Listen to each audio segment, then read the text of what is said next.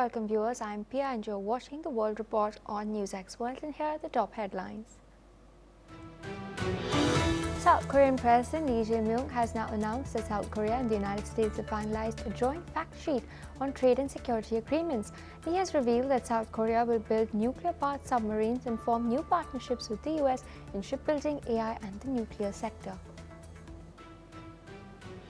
US Defense Secretary Pete Hegseth has announced Operation Southern Spear, a Southcom-led mission targeting narco-terrorists across the Western Hemisphere.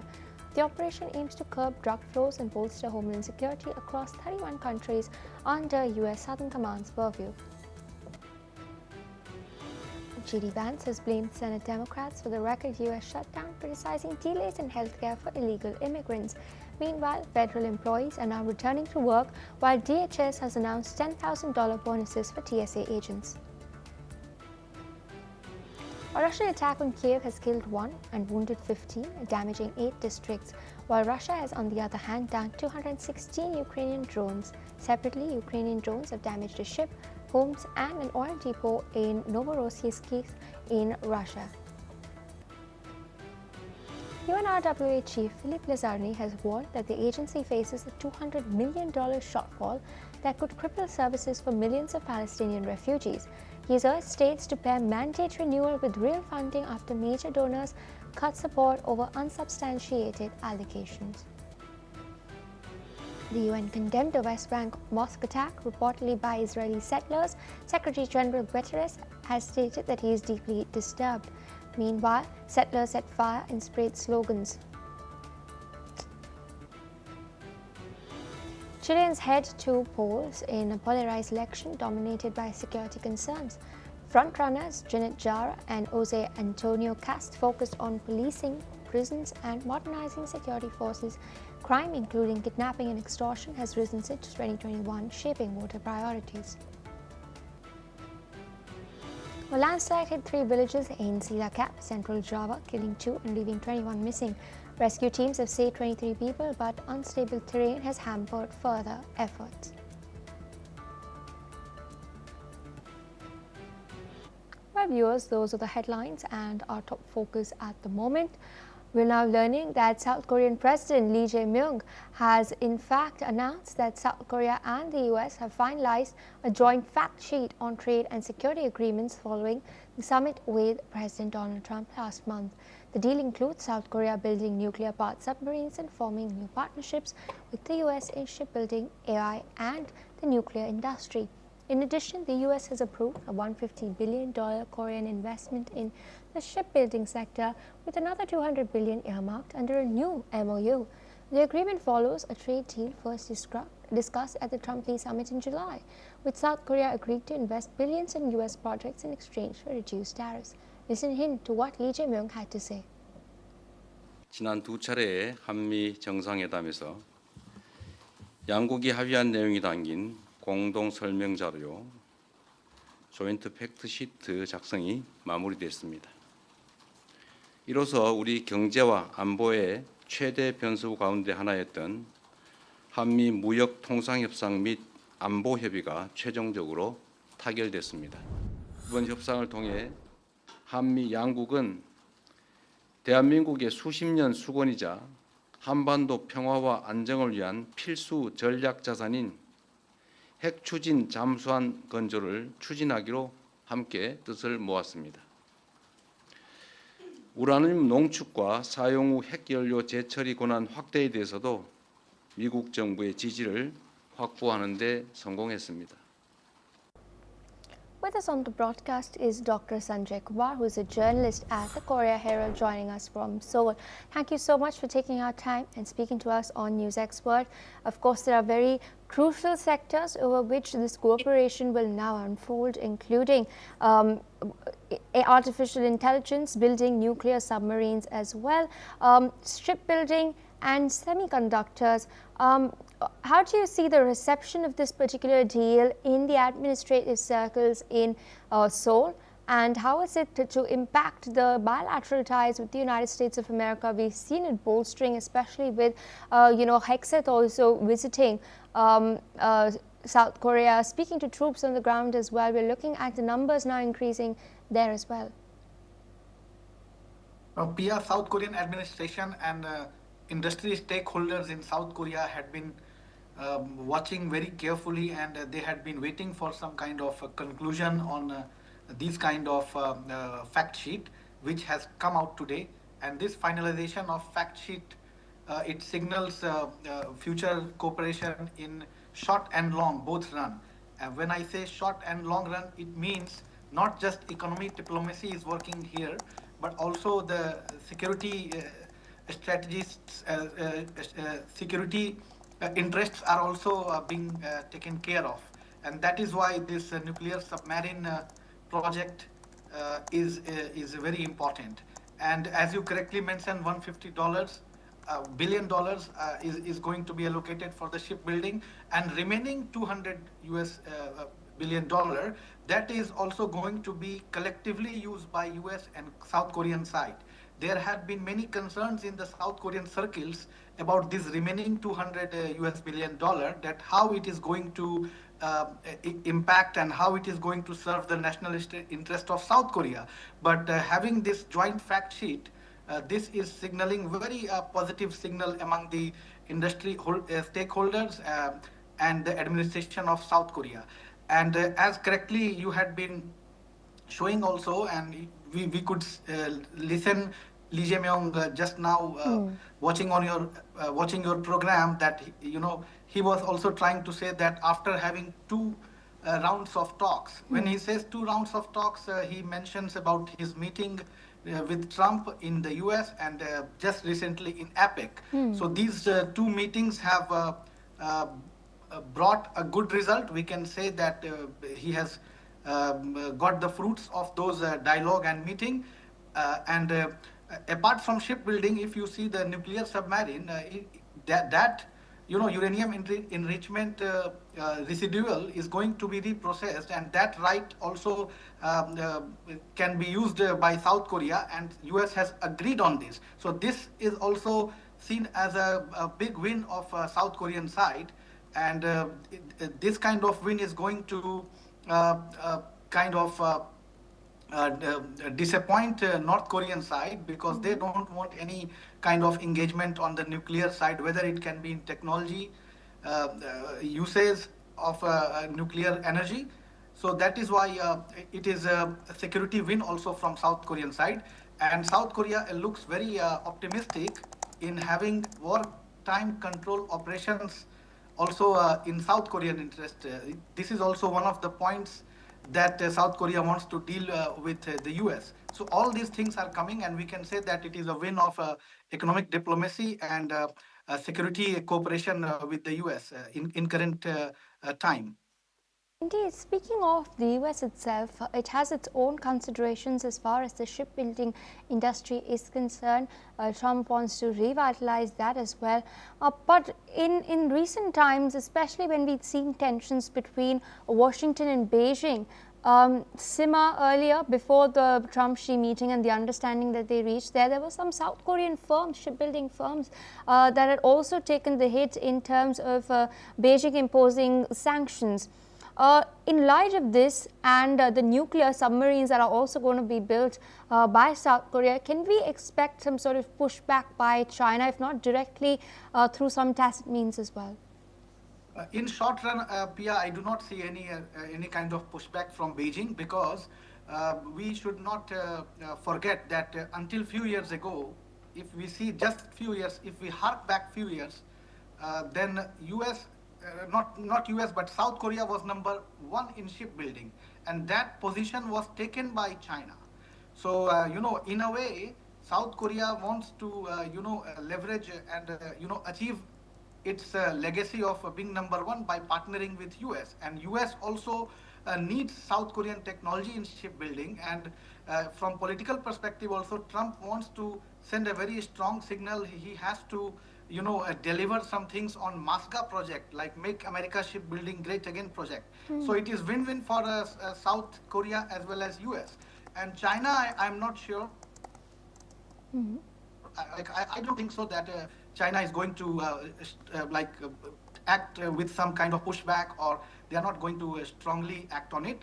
They will prepare in long run, because they have to maintain their supremacy in the in the shipbuilding industry. They are number one, so they have to retain that position. But it would be a very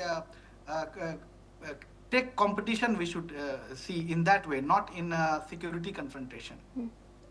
All right, so with that, I'd like to thank you for taking our time and, of course, putting that into perspective for all our viewers.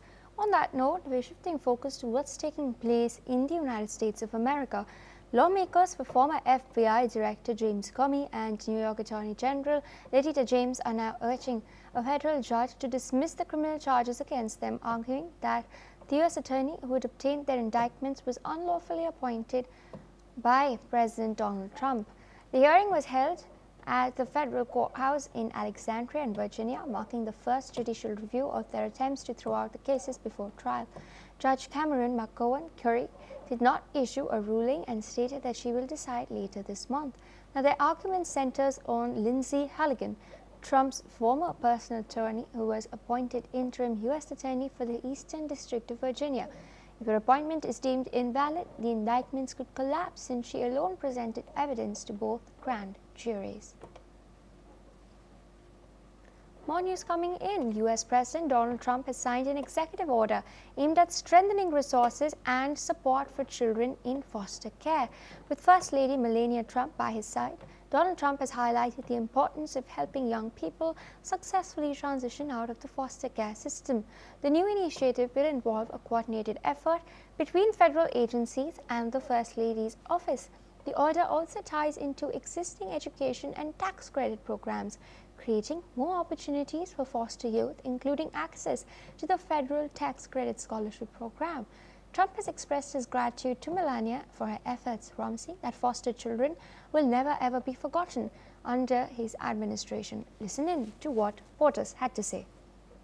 The order I will sign in a few moments will provide vital new resources to help young people transition out of the foster care system and live a very happy and a very successful life, very, very successful. With this order, I'm directing the heads of the key federal departments and agencies to establish a Fostering the Future program in coordination with our wonderful First Lady's office. They're coordinating, and they've already been coordinating for quite some time, and I think I hear it's going really well. You're going to have some, when she gets involved in things, it works, I can tell you that. As we make America great again, we are going to protect American children in foster care, and we're going to ensure that they will never, ever be forgotten. These children will never be forgotten, and they're going to grow up to be unbelievable, strong, smart, wealthy, productive citizens. So once more, I want to thank Melania for the great job she does, not here only just as First Lady. She's a great First Lady. And I want to thank you very much, honey, and the foster families and leaders here today. You're very special people, and we're going to work together, and we're going to have some absolutely incredible results. Thank you all for being here. Thank you very much. In other news from Chile, we're now learning that Chileans are heading to the polls to elect their next president in a highly polarized election where security has become the dominant issue. The polls will commence on Sunday. Communist candidate Janet Jara and far-right candidate Jose Antonio Costa are the frontrunners, both focusing their campaigns on strengthening the police, expanding prison capacity and modernizing security forces. Despite relatively low homicide rates, Chile has seen an uptick in crimes like kidnapping, extortion and organized crime since 2021, which is nearly 30% of people were victims of crime last year, and 24% now fear they could fall victim to homicide in the next 12 months. The growing perception of deteriorating security will likely weigh heavily on voters this particular weekend. We're tracking further updates, this time in the BBC versus Trump drama. The BBC has now issued a formal apology to US President Donald Trump over the 2021 Panorama program that edited his January 6th speech. Remember, Trump's sound bites were spliced together, which were initially more than 50 minutes apart. The broadcaster stated that the edit mistakenly suggested Trump had called for violence but rejected his demand for compensation. British Culture Minister Lisa Nandy has stated that it was right for the BBC to apologize and admit it fell short of editorial standards. The Panorama program, aired ahead of the 2024 US election, spliced together 3 parts of Trump's speech, creating the false impression that he encouraged violence during the Capitol riots. Trump's lawyers had threatened a $1 billion lawsuit. The controversy led to the resignations of BBC Director General Tim Davie and Head of News Deborah Dennis. With us on the broadcast is Ms. Alison Mutler, former Associated Press Bureau Chief, who's joining us from Romania. Thank you so much for taking our time and speaking to us on NewsX World. Of course, there was a lot of talk with regards to what the BBC had done. There was a lot of criticism with regards to the doctored content, the fact that the context was changed, likely to mislead viewers. I want to first talk about what occurred, then I'll come to the apology. Freedom of press is very, very important, but does that really give a license to twist facts as we've seen in this particular case? Yes, it's an ethical and almost a philosophical argument. Professional journalism, which the BBC is a professional organisation. It's been around, it's one of the oldest and most respected news organisations in the world, are not allowed to do things like that. Basically, they have distorted what Donald Trump said in their report. And you're allowed to edit for clarity and for brevity to make things clearer for the viewers, but distorting what somebody says for journalistic reasons, as they did in this case, is a clear breach of BBC rules, and they have owned up and said they did wrong. They said they did not do it with malice. I personally believe they didn't do it with malice. They did it to make it seem more exciting, more newsworthy, more tense. But it is a breach of professional journalistic rules and the BBC's own rules. Indeed, and a quick follow-up to that as well. We've seen several senior BBC presenters, and I'm not going to take any names, but they post out some tweets, many of them double down as well, trying to frame what happened as a sort of coordinated attack that the BBC is facing through political motivations, and even an attack on public service broadcasting at large. Could that have been a bid to divert attention from the core issue of the fact that what we witnessed was a blatant violation of journalistic ethics? Well, yes, we have 2 parallel stories, and both are true. As I said in my first comments, this is a breach of professional journalistic conduct in any serious organisation as the BBC. This is completely wrong. But on the other hand, there is an ongoing attack on the media by very senior figures, led by Donald Trump. He started it in his first term in 2016. And this is political point scoring. There's a lot of pressure, particularly from the right wing in the UK, to defund the BBC, to people to stop paying their licenses, because that's how it functions on viewers playing. People have television sets paying their licenses. So there are 2 parallel stories, and both are true, going on at the same time. There is, for sure, attacks on the BBC, which does have editorial independence, and it is funded by the public. So, yes, both of these cases can be true at the same time.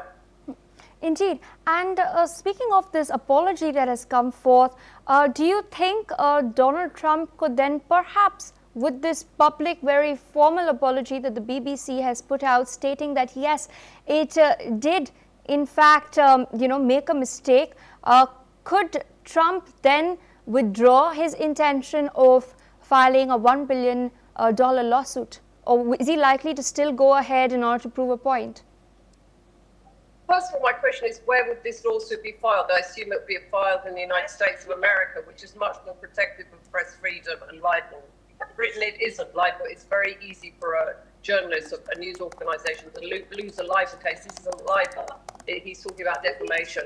But the US gives much more protection to the press. I personally think he wants to make a point. He will consider the full apology a personal victory. But for political reasons, I wouldn't be surprised if he continues the lawsuit, at least for now. I don't think he would have success in the US court because it's a lot of money, and also the BBC has issued an unreserved apology. And there is American law does allow for the protection of free speech and journalists. But for political reasons, he might continue the lawsuit, because to withdraw it at this moment would make him perhaps seem weak to his own voter base. Absolutely, ma'am. With that, I'd like to thank you for taking our time and, of course, putting all of that into perspective for our viewers.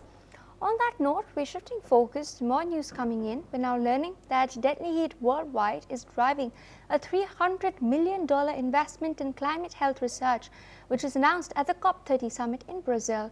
With more than 500,000 people dying from heat-related causes each year, many are funding solutions to address extreme heat, air pollution and rising infectious diseases. This new initiative adds to billions already being spent on climate health research, but experts are now saying that much more is needed. COP30 President Andre Correa do Lago has addressed security concerns, stating that all raised issues have been completely fulfilled. Listen in. The UNFCCC has already said that all the issues that they raised about security have been completely fulfilled. So it is a non-issue now. All the issues related to that have been secured. Protests at COP30 focused on luxury flights and oil extraction. Activists, including indigenous groups, are calling for action on emissions from private jets and an end to oil drilling in the Amazon. Meanwhile, a parallel protest march in Belém saw demonstrators demand stronger protection for forests and land rights. Take a look. O coração do mundo bate aqui na Amazônia. Tem que ser discutido aqui e tem que dar lugar para que a juventude e para que as pessoas menos favorecidas tenham voz. Nós queremos um espaço de fala, um espaço de decisão para mudar a sociedade cada vez mais com justiça, uma sociedade mais justa e igualitária, onde uma sociedade que nos inclua. Of course, we've been taking a look at all of these protests that are taking place. We've just heard a couple of sound bites as well. I request my team to play out those sound bites once again so that we can, in fact, get a sense of what the people on the ground have been protesting. Yes, there have been efforts by the Lula da Silva administration to bring in indigenous people, but only 14% of the participants were actually allowed on the negotiating table. Listen in. Nós queremos um espaço de fala, um espaço de decisão para mudar a sociedade cada vez mais com justiça, uma sociedade mais justa e igualitária, onde uma sociedade que nos inclua. O coração do mundo bate aqui na Amazônia. Tem que ser discutido aqui e tem que dar lugar para que a juventude e para que as pessoas menos favorecidas tenham voz. With us on the broadcast is Mr. Desmond Majikutunmi, political and environmental activist, joining us from Lagos in Nigeria. Thank you so much for taking our time and speaking to us on the broadcast. There's been a lot of talk with regards to this particular summit that we have seen, and I'd like to go through the points one by one. Firstly, we're now seeing that increased heat waves are driving a $300 million investment in climate health research. This has been announced at the COP30 summit. How significant a decision is this? Because we've been, in fact, seeing reports of, rising sea levels because of the rise in temperatures threatening the lives of numerous people who are residing, particularly at the equator in small islands. Absolutely. It's a very, very wonderful decision. It's a paltry sum compared to the amount of damage that the heat waves can cause in just one day. More than 5 times that kind of damage has been caused in different locations around the world because of heat-inspired or heat-aggravated hurricanes and storms. But this particular fund is actually just for research into how to counteract the effects of heat on human health particularly. So it's very, very encouraging that we're seeing some really progressive-minded people in this conference who are ensuring that we move ahead with tackling what this is. Again, let's remind ourselves, climate change, which is caused by global warming, which is mainly exacerbated because of the massive heat trapping gases that we've been pumping into the atmosphere in the hundreds of millions of tons over the last few decades, and the destruction of nature's sinks, that is the forests and the mangroves. Climate change has been classified as the biggest problem that humanity has ever faced. And that's not coming from me. That's coming from my observation of what over 90% of global meteorological, geological, space scientists are telling us. And luckily, the head of the United Nations and his team have caught on to this because, you know, they're intelligent men.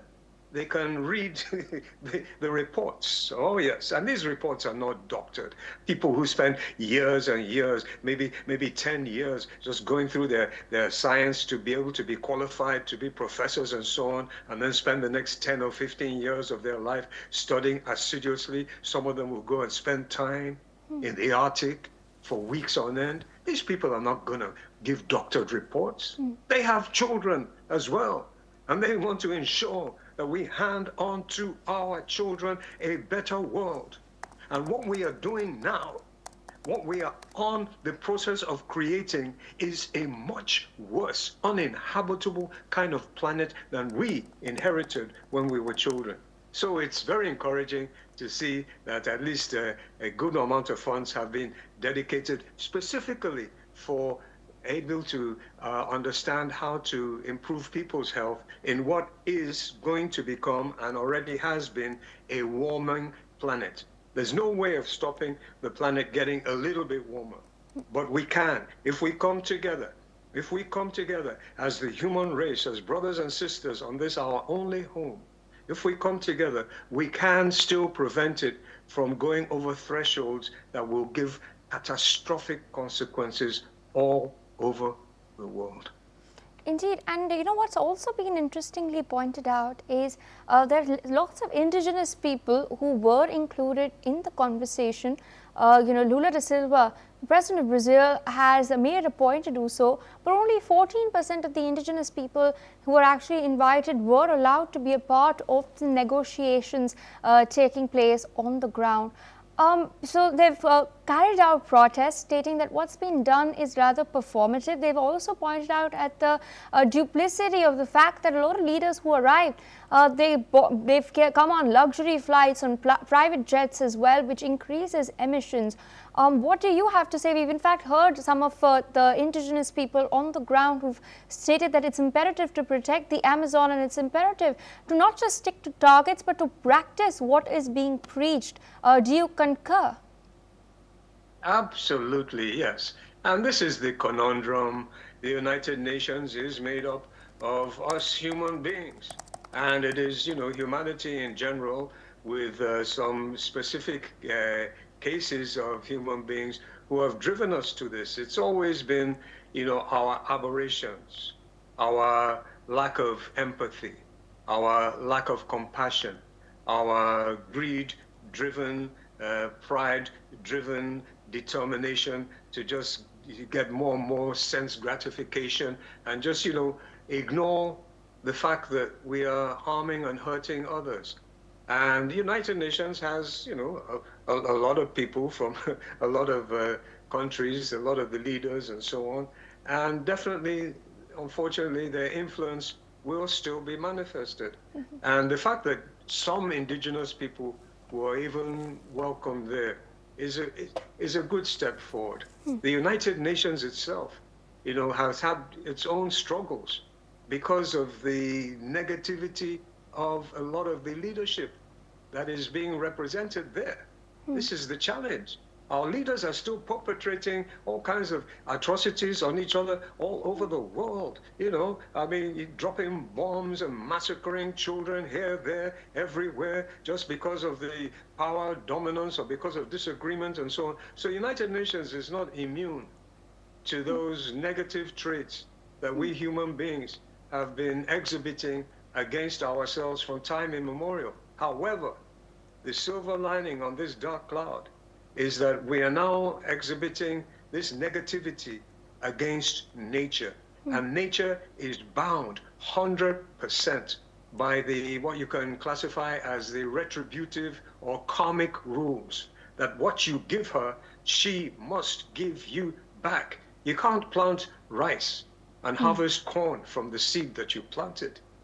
You will get rice. And nature is now telling humanity, change your ways. Enough is enough. So yeah, the fact that the indigenous people, some of them were there and they were allowed to do a little bit of protest and so on, this is very encouraging. And you can be sure more of the world's people will be represented in future get-togethers by this organization. Absolutely, sir. With that, I'd like to thank you for taking our time and, of course, sharing your analysis, your perspective with us on NewsX World. On that note, viewers, we're shifting focus to what's taking place in Indonesia. A deadly landslide has struck central Java in Indonesia, killing 2 people and leaving at least 21 missing. The disaster hit 3 villages in the Cilacap district on Thursday night, burying homes and damaging property. Rescue teams have so far saved 23 people, but unstable terrain is slowing search efforts. Heavy equipment is being used to reach the affected areas. Authorities had issued an extreme weather warning earlier this week as the annual monsoon season brings heavy rain and flash floods. Climate change, of course, is worsening the storms, increasing the risk of landslide and flooding. Earlier this month, similar disasters in Papua New Guinea had killed at least 15 people. Alright viewers, on that note, we're dipping into a quick short break. Stay tuned on NewsX World for more.